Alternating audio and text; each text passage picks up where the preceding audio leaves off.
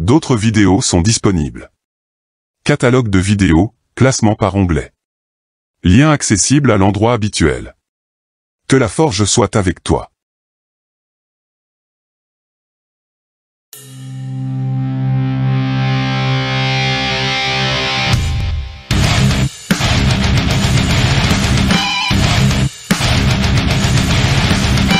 Mes respects à tout le monde, bienvenue dans la forge du Quantum. Aujourd'hui, atelier MAN numéro 32, la fonction dérivée. Et on commence sans plus attendre par lister à quoi va servir cette notion. Le signe de la fonction dérivée, noté f' de x, permettra de déterminer la variation de la fonction f, en fonction des valeurs de x du domaine de définition, et inversement. En fonction du type de fonction, des formules spécifiques seront appliquées pour déterminer la fonction dérivée. Et je te propose de commencer par les fonctions puissance, celles qui vont majoritairement peupler ton monde mathématique en classe de première. De forme f de x égale à x puissance n, elles rassemblent tout un panel de fonctions. En premier, les puissances, avec n entier naturel, puis les inverses, avec n entier strictement négatif, et enfin les racines, carrées, cubiques, éniennes, avec n fractionnaire. La formule générale de la fonction dérivée, notée f' de x, se déterminera ainsi. f' de x égale à n fois x puissance, n-1. S'il y a une formule à apprendre par cœur, c'est celle-ci. Elle permet de retrouver n'importe quelle dérivée de fonction avec des puissances de x. Bien entendu, je ne vais pas te laisser seul avec les formules, je vais te montrer comment les utiliser. Ci-dessous, le tableau de dérivation des premières valeurs de n, entier naturel, que nous allons remplir ensemble. Première ligne, n égale à 0. x puissance 0 est égal à 1. Pour la dérivée, il va falloir utiliser la formule vue précédemment, que je réaffiche encadrée en rouge sur l'écran. Il suffit juste de remplacer n par 0. Donc, la dérivée sera égale à 0, facteur de x puissance, 0 moins 1. Sachant que multiplier par 0 annule l'expression, ça indique que f' est nul. On en déduit que la dérivée d'une constante sommative, additionnée ou soustraite, est 0. Ligne suivante, n égale à 1. x puissance 1 est égal à x. Pour la dérivée, en appliquant toujours cette formule encadrée en rouge, elle sera d'une fois x puissance 1 moins 1, soit une fois x puissance 0. Par définition, x puissance 0 est égal à 1, comme la dérivée. Ligne suivante, n égale à 2. x puissance 2 est égal à x au carré. Pour la dérivée, en appliquant toujours cette formule encadrée en rouge, elle sera égale à 2 fois x puissance 2 moins 1, soit 2x. Ligne suivante, n égale à 3. x puissance 3 est égal à x au cube. Pour la dérivée, en appliquant toujours cette formule encadrée en rouge, elle sera égale à 3 fois x puissance 3 moins 1, soit 3x au carré. Dernière ligne, n égale à 4. Tu auras alors x puissance 4. Pour la dérivée, en appliquant toujours cette formule encadrée en rouge, elle sera égale à 4 fois x puissance 4 moins 1, soit 4x au cube. À toi de continuer la liste en appliquant la formule. On va faire la même chose avec les premières valeurs de n, entier relatif strictement négatif. Première ligne, n égale à moins 1. x puissance moins 1 est égal à 1 sur x. Pour la dérivée, il va falloir utiliser la formule vue précédemment, que je réaffiche encadrée en rouge sur l'écran. Il suffit juste de remplacer n par moins 1. Donc, la dérivée sera égale à moins 1, facteur de x puissance, moins 1, soit moins 1 x puissance moins 2. Grâce aux propriétés des puissances, on peut le transformer en moins 1 sur x au carré, dérivée de 1 sur x. Ligne suivante, n égale à moins 2. x puissance moins 2 est égal à 1 sur x au carré. Pour la dérivée, en appliquant toujours cette formule encadrée en rouge, elle sera de moins 2 fois x puissance, moins 2 moins 1, soit moins 2 sur x au cube, grâce aux propriétés des puissances. La dérivée de 1 sur x au carré est donc moins 2 sur x au cube. Dernière ligne, n égale à moins 3. x puissance moins 3 est égal à 1 sur x au cube. Pour la dérivée, en appliquant toujours cette formule encadrée en rouge, elle sera de moins 3 fois x puissance, moins 3 moins 1, soit moins 3 sur x puissance 4, grâce aux propriétés des puissances. La dérivée de 1 sur x au cube est donc moins 3 sur x puissance 4. De ce dernier tableau, on peut extrapoler les dérivées des fonctions inverses par la formule suivante. f' de x égale à moins n sur x puissance n plus 1, avec n entier naturel strictement positif, et x non nul. Pour finir, même chose avec les premières valeurs de n fractionnaires. Première ligne, n égale à 1/2. X puissance 1/2 est égal à racine carrée de x. Pour la dérivée, il va falloir utiliser la formule vue précédemment, que je réaffiche encadrée en rouge sur l'écran. Il suffit juste de remplacer n par 1/2. Donc, la dérivée sera égale à 1/2, facteur de x puissance, 1/2 moins 1, soit 1 sur 2 racine carrée de x, grâce aux propriétés des puissances et des racines. La dérivée de racine carrée de x est donc égale à 1 sur 2 racine carrée de x. Dernière ligne, n égale à 1/3. X puissance 1/3 est égal à racine cubique de x. Pour la dérivée, en appliquant toujours cette formule encadrée en rouge, elle sera de 1/3 fois x puissance, 1/3 moins 1, soit 1 sur 3 racines cubiques de x au carré, grâce aux propriétés des puissances et des racines. La dérivée de racine cubique de x est donc égale à 1 sur 3 racines cubiques de x au carré. De ce dernier tableau, on peut extrapoler les dérivées des fonctions racines par la formule suivante. f' de x est égal à 1 sur n fois racine énième de x puissance, n moins 1, n entier naturel supérieur ou égal à 2. En apprenant seulement la formule encadrée en rouge sur l'écran, et en sachant manipuler les puissances avec aisance, tu peux retrouver n'importe quelle dérivée de fonction puissance. Paragraphe suivant, les fonctions trigonométriques. Et oui, tu ne pourras pas y échapper, tu vas les avoir à toutes les sauces dans quasiment tous les chapitres en maths au lycée. Les deux fonctions trigonométriques principales au lycée sont le sinus et le cosinus. Et ça va être simple. La dérivée de sinus x est cosinus x, et la dérivée de cosinus x est moins sinus x. Inutile de te dire que tu dois les apprendre par cœur, et qu'elles te seront utiles non seulement en première, mais surtout en terminale quand tu aborderas le cours des fonctions trigonométriques. Tout un programme. La dérivée de la tangente sera obtenue par opération, procédure que je vais te montrer plus tard dans cette vidéo. En effet, tangente de x est égale à sinus x sur cosinus x. Mais ça, tu dois normalement le savoir depuis la fin de la troisième, n'est-il pas? Paragraphe suivant, la fonction exponentielle. Mais qu'est-ce donc que cette bestiole? Cette fonction n'est pas connue par les élèves quand la dérivation leur est enseignée au lycée, en classe de première. Néanmoins, ce cours étant destiné à un cheptel d'apprenants et d'apprenantes de tous horizons, j'ai décidé unilatéralement de braver l'inconnu et de la proposer quand même. Il n'y a rien de bien compliqué à comprendre, comme tu vas rapidement le constater. En effet, la dérivée de l'exponentielle de x, c'est elle-même, pour tout x réel. Que demander de plus au niveau simplicité, hein? Pour les plus perspicaces, voici de l'humour mathématique en relation avec la dérivation. Exponentielle et sinus sont dans un bateau. Soudain, sinus exclame, nous dérivons, nous dérivons. Exponentielle répond, feu. Et alors? Blague à part, paragraphe suivant, la fonction logarithmique, et plus particulièrement la népérienne. Mais qu'est-ce donc que cette autre bestiole? Le logarithme népérien est généralement découvert en terminale. Il n'y a rien de répréhensible à braver l'inconnu une seconde fois pour apprendre l'utilisation partielle d'un outil avant tout le monde, permettant d'en savoir un peu plus que la majorité des élèves d'une salle de classe, sachant qu'il n'y a rien de bien compliqué à comprendre, comme tu vas rapidement le constater. En effet, la dérivée de ln de x est 1 sur x, pour tout x réel strictement positif. Pour une fois, tu vas apprendre un truc simple en maths, c'est la fête. Paragraphe suivant, et ça va se corser un peu, je vais te montrer comment faire la dérivation des fonctions composées. Méthode et minutie vont devoir revenir sur le devant de la scène. Une fonction composée, abordée dans l'atelier NAN numéro 21, est constituée de deux parties. La première, le contenu, qui peut être n'importe quelle fonction connue au lycée.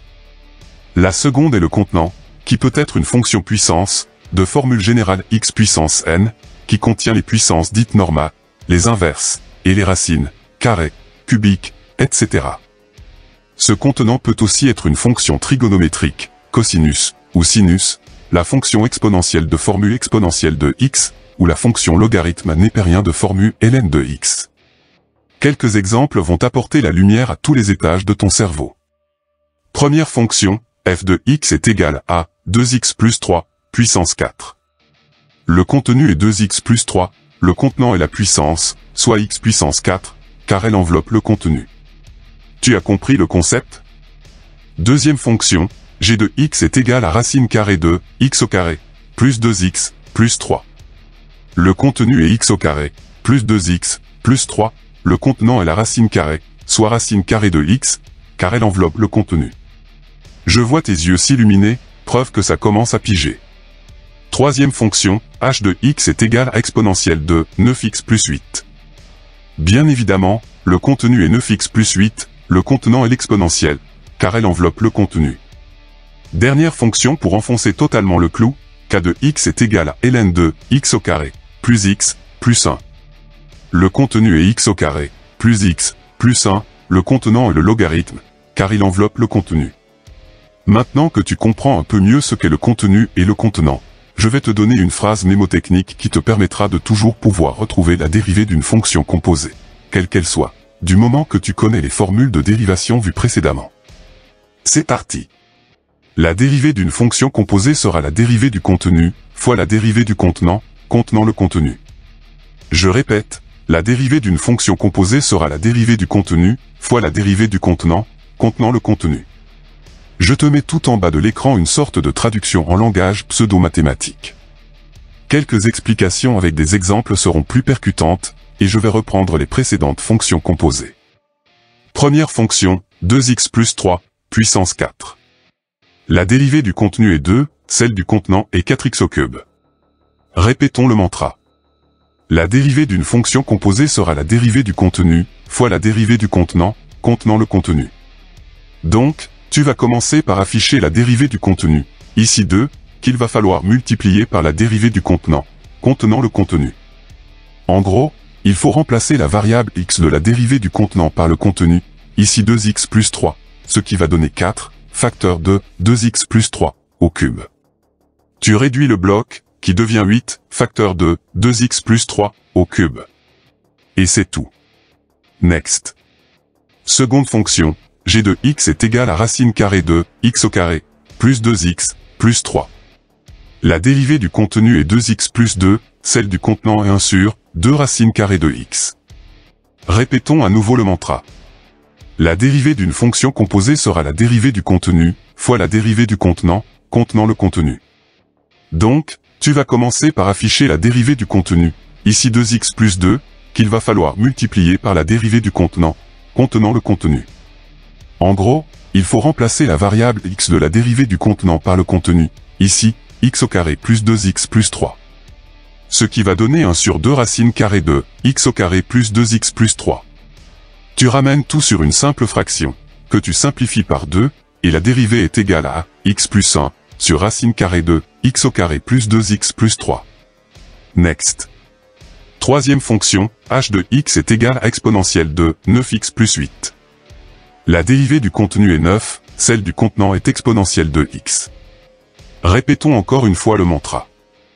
La dérivée d'une fonction composée sera la dérivée du contenu, fois la dérivée du contenant, contenant le contenu. Donc, tu vas commencer par afficher la dérivée du contenu, ici 9, qu'il va falloir multiplier par la dérivée du contenant, contenant le contenu. En gros, il faut remplacer la variable x de la dérivée du contenant par le contenu, ici 9x plus 8, ce qui va donner exponentielle de 9x plus 8. La dérivée est égale à 9 exponentielle de 9x plus 8. Next. Dernière fonction, k de x est égal à ln de x au carré plus x plus 1. La dérivée du contenu est 2x plus 1, celle du contenant est 1 sur x. Répétons une dernière fois le mantra. La dérivée d'une fonction composée sera la dérivée du contenu, fois la dérivée du contenant, contenant le contenu. Donc, tu vas commencer par afficher la dérivée du contenu, ici 2x plus 1, qu'il va falloir multiplier par la dérivée du contenant, contenant le contenu. En gros, il faut remplacer la variable x de la dérivée du contenant par le contenu, ici, x au carré plus x plus 1, ce qui va donner 1 sur x au carré plus x plus 1. La dérivée est égale à 2x plus 1 sur x au carré plus x plus 1. Normalement, tu devrais maîtriser ces dérivées de fonctions composées après ces quelques explications. Si ce n'est pas le cas, reprends pas à pas la procédure que je t'ai montrée, et tu verras que c'est assez simple à utiliser. Le tableau ci-contre résume les différentes formules de dérivation des fonctions composées qui seront utilisées en exercice, la fonction u étant bien évidemment le contenu. Si tu as compris le concept de contenant et de contenu d'une fonction composée, tu ne devrais pas avoir besoin d'apprendre ce tableau par cœur. Néanmoins, inutile de faire une copie d'écran, je te donnerai les indications en fin d'atelier pour avoir le tableau complet, regroupant les dérivés vus en première, et celles abordées en terminale. Paragraphe suivant, opération sur les fonctions, et on commence par la somme, addition et soustraction, de fonctions. Et tu vas voir, ça va être enfantin. On commence par une petite phrase mnémotechnique qui va te donner le scénario à utiliser. La dérivée d'une somme est la somme des dérivés. Simple et clair, n'est-il pas? Donc si f est égal à u plus v, f' sera égal à u' plus v'. Et si f est égal à u moins v, f' sera égal à u' moins v'. Je rappelle que si tu mets un prime sur une fonction, c'est que tu indiques par convention sa dérivée. Exemple avec la fonction f de x égale à x au carré plus 5x moins 9. Arbitrairement, je pose u de x égale à x au carré, sa dérivée étant 2x, et v de x égale à 5x moins 9, sa dérivée étant 5. La dérivée d'une somme est la somme des dérivés, donc f' de x est égal à 2x plus 5. Et c'est tout. Paragraphe suivant, multiplication par un scalaire. Je rappelle qu'un scalaire est un coefficient réel, généralement symbolisé par la lettre K. On commence encore par une petite phrase mnémotechnique qui va te donner le scénario à utiliser. Toute constante multiplicative sera conservée en dérivation. Une nouvelle fois simple et clair, n'est-il pas? Donc si f est égal à k fois u, f' sera égal à k fois u', avec k en réel. Exemple avec la fonction f de x égale à 3x au carré. U de x égale à x au carré, sa dérivée étant 2x, et k égale à 3. Si f est égal à k fois u, f' sera égal à k fois u', soit 3 fois 2x, ce qui donne 6x. Aussi simple que ça. Paragraphe suivant, multiplication de fonctions, et il va te falloir être d'une très grande minutie quand tu vas les poser, la moindre erreur de recopiage te coûtera cher en points. On met directement les pieds dans le plat avec la formule de dérivation à connaître et à appliquer. Pour toute fonction de type u fois v, la dérivée sera égale à u'v plus uv'. Je focalise ton attention sur le fait que tu dois impérativement commencer par u' et finir par v', il en va de la justesse de ton calcul. Bien entendu, pas de formule théorique sans un exemple pratique. Soit f de x égale à 4x au carré plus 7, facteur de moins 3x plus 8. Tu vas poser u de x égale à 4x au carré plus 7, sa dérivée étant 8x, que je te conseille de mettre entre parenthèses, toujours, et v de x égale à moins 3x plus 8, sa dérivée étant moins 3, entre parenthèses aussi, toujours. Réécriture de la fonction et de la formule de sa dérivée, pour une rédaction soignée, et tu vas faire une sorte de produit en croix, en partant toujours de u', flèche verte, puis en finissant par v', flèche bleue. Tu obtiendras une dérivée égale à 8x, facteur de moins 3x plus 8, plus, moins 3, facteur de 4x au carré plus 7. Développement par simple distributivité, réduction, et f' de x est égal à moins 36x au carré, plus 64x, moins 21. Attention au signe, la moindre erreur est fatale. Pour ne pas te tromper, tu dois appliquer la même présentation que je te propose et que j'encadre en vert fluo, ta rédaction sera professionnelle, et elle justifiera ton résultat. Paragraphe suivant, division de fonctions, et il va te falloir être encore d'une très grande minutie quand tu vas les poser, la moindre erreur de recopiage te coûtera cher en points. On met directement les pieds dans le plat avec la formule de dérivation à connaître et à appliquer. Pour toute fonction de type u sur v, la dérivée sera égale à u'v moins uv' sur v carré. Au numérateur, je focalise ton attention sur le fait que tu dois impérativement commencer par u' et finir par v', il en va de la justesse de ton calcul. Quant au dénominateur, tu ne le développeras jamais, sauf si c'est demandé. Bien entendu, pas de formule théorique sans un exemple pratique. Soit f de x égale à x au carré moins 2x plus 3, divisé par 4x au carré plus 5x plus 6. Tu vas poser u de x égale à x au carré moins 2x plus 3, sa dérivée étant 2x moins 2, que je te conseille de mettre entre parenthèses, toujours, et v de x égale à 4x au carré plus 5x plus 6, sa dérivée étant 8x plus 5, entre parenthèses aussi, toujours. Réécriture de la fonction et de la formule de sa dérivée, pour une rédaction soignée, et tu vas faire une sorte de produit en croix, en partant toujours de u', flèche verte, puis en finissant par v', flèche bleue. Tu obtiendras une dérivée égale à 2x moins 2, facteur de 4x au carré plus 5x plus 6, moins 8x plus 5, facteur de x au carré moins 2x plus 3.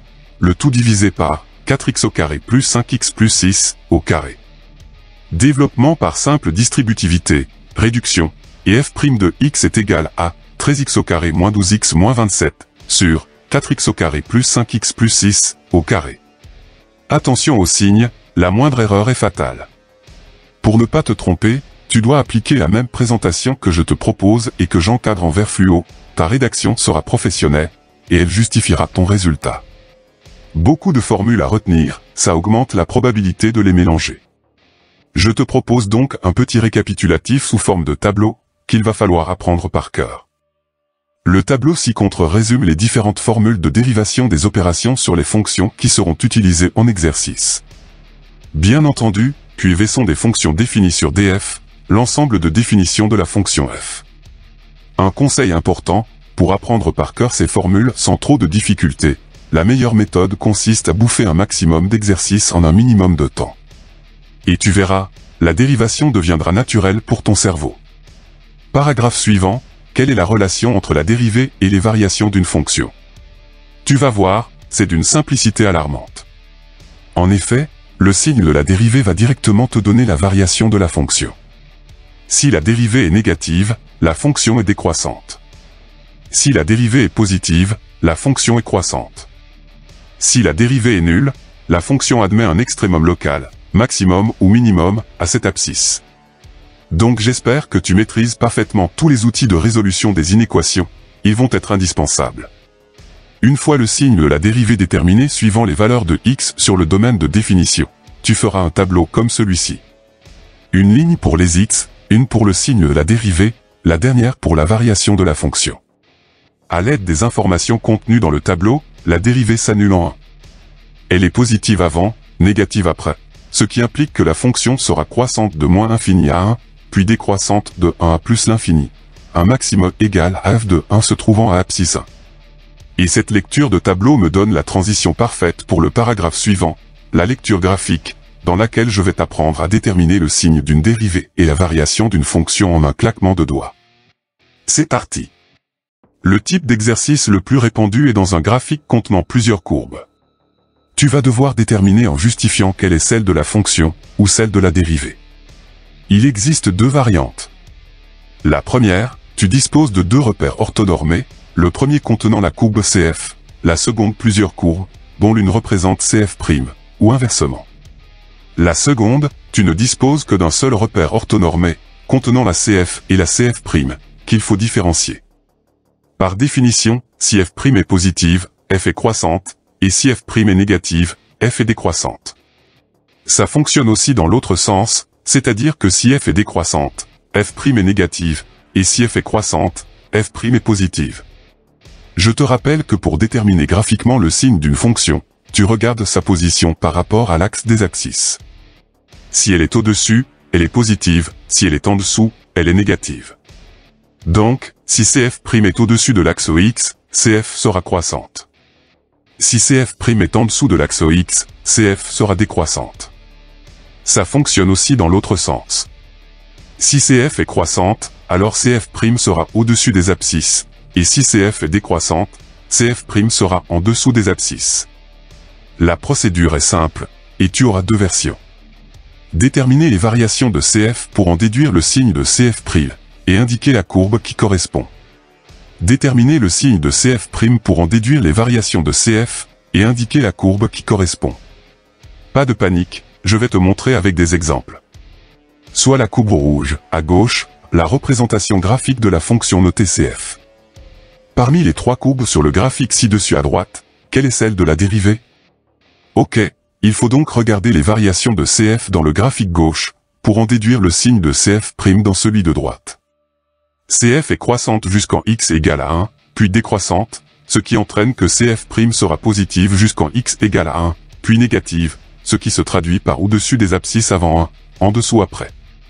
La seule qui correspond à ce profil est la C2, la courbe bleue. Aussi simple que ça. Autre exemple, parmi ces deux courbes, désignez la CF et la CF'.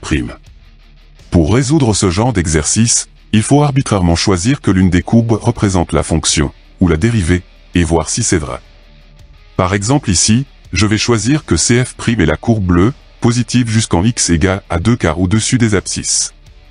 Ça implique que la rouge devrait être croissante jusqu'en 2, ce qui n'est pas le cas. Donc, la courbe rouge est CF', la bleue est CF. Si la lecture graphique n'est pas ton fort, je te conseille de consulter l'atelier MAN numéro 28, le lien est dans la description. Catalogue de vidéos, onglet Mandelbrot. Pour terminer, toutes ces formules de dérivation que je t'ai montrées auparavant ont été rassemblées dans un seul et unique tableau, que voici. Je ne t'affiche que la première partie, et tu le retrouveras dans son intégralité à la fin du cours, en PDF, dont le lien se trouve dans la description. Il va falloir en déterminer des dérivés pour l'apprendre par cœur donc, au boulot petit scarabée. L'atelier est désormais terminé.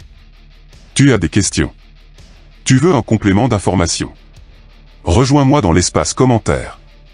Le cours complet en PDF, librement téléchargeable, est disponible dans la description de cette vidéo. Le tutoriel de travaux dirigés intitulé Forge MAN #032, fonction dérivée, est accessible, le lien est en description. Je t'explique comment forger des exercices dans les règles de l'art. À tout de suite. Tchuss.